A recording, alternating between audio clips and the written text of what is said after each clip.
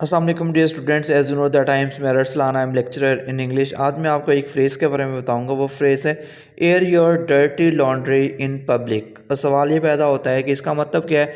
जैसे कि वर्डिंग बता रही है कि अपने घर की बातों को दूसरे लोगों के साथ शेयर नहीं करते, अपने घर की बातें घर तक ही रहनी चाहिए।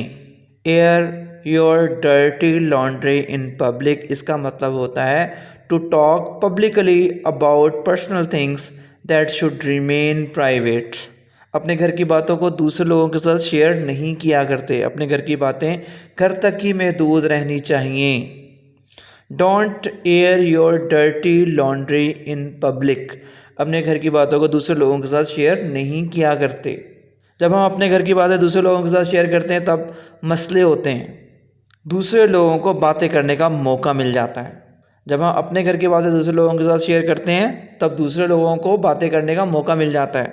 इसलिए कहते हैं don't invite trouble for yourself, अपने आप के लिए प्रॉब्लम क्रिएट नहीं किया करते, अपने पाँव पे कुल्हाड़ी नहीं मारा करते। इसलिए कहते हैं don't air your dirty laundry in public. अगर आपने इसका जुमला बनाना हो, अगर आपने इसका सेंटेंस बनाना हो तो आप बना सकते हो Ali airs his dirty laundry in public. Ali अपने घर की बातों को दूसरे लोगों के साथ शेयर करता है। आप ऐसे भी इसका सेंटेंस बना सकते हो don't air your dirty laundry in public.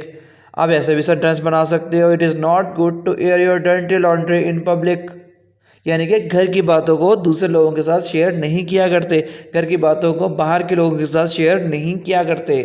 घर में मसले मसाइल इसीलिए होते हैं जब हम अपने घर की बातों को दूसरे लोगों के साथ शेयर करते हैं।